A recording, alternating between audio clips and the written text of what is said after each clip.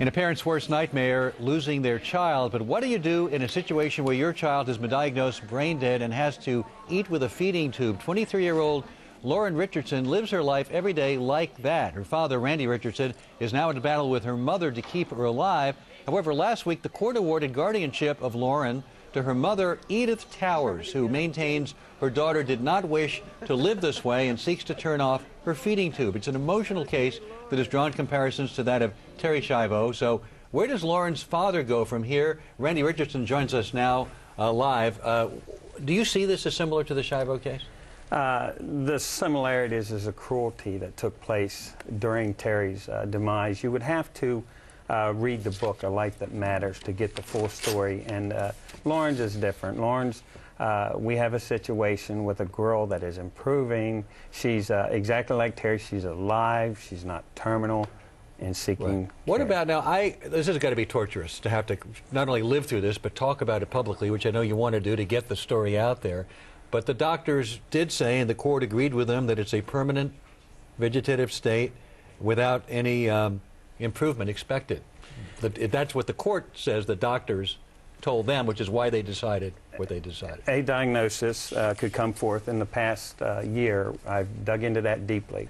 On the PVS side of that, there's 40 to 50% of that is wrong. And the courts and the doctors deemed my daughter a non-dying person. It's a non-dying handicap, alleged handicap person. Do you give any credence to your former wife's contention that your daughter's position always was, if I'm ever in a vegetative state, I don't want to continue?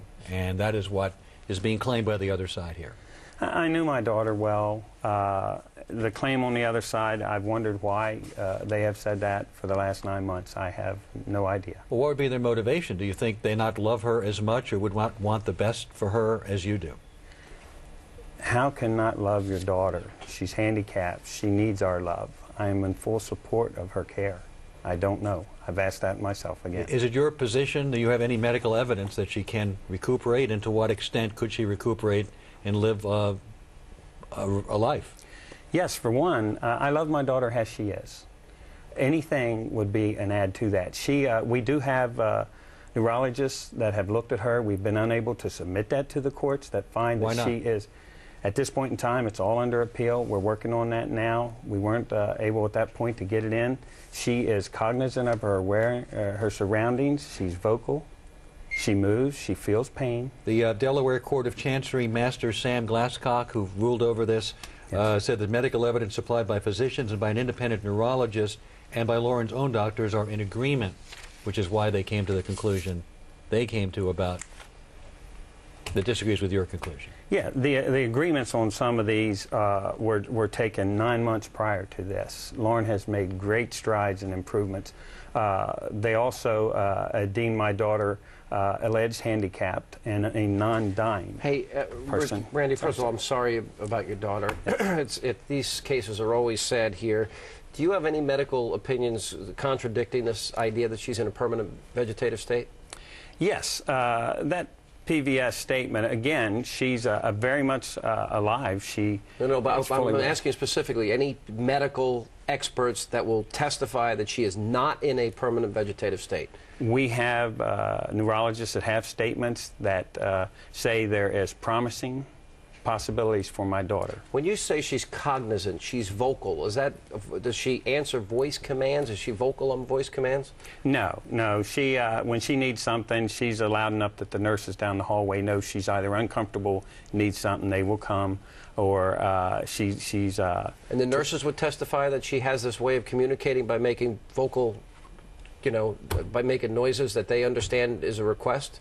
Has even talking to them in the last few days, yes. Really?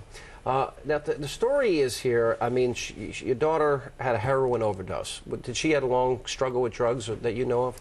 My daughter had developed a situation with a boyfriend where the heroin addiction did play a part. She's a beautiful girl. I mean, it's so sad. I mean, I'm sure very difficult for you. It's a tragedy. She had not been on heroin for 10 months. She had been. She had not been. She had not been? Yes. All right, now she was pregnant at the time, and this was just like a one-time relapse, is that what it was, are you saying? Yes, they had had a problem. She had had a conversation with her mother, found she was pregnant. Her Right. mother was pleading with her to abort, and she said no. And she gave birth to this child. They kept her in the state and alive enough that she gave birth to your granddaughter. Yes, sir. And how's the granddaughter doing? The granddaughter's fine. She'll be a year old. All right. Now, the court awarded your wife, the mother of the child, your daughter, guardianship here. You're now in the process of appealing this ruling here. What is she planning to doing? How fast? And what are your options to prevent her from pulling this tube? Okay, it's a ruling that's handed down that we've appealed, so we're both still maintaining guardianship shared at that point.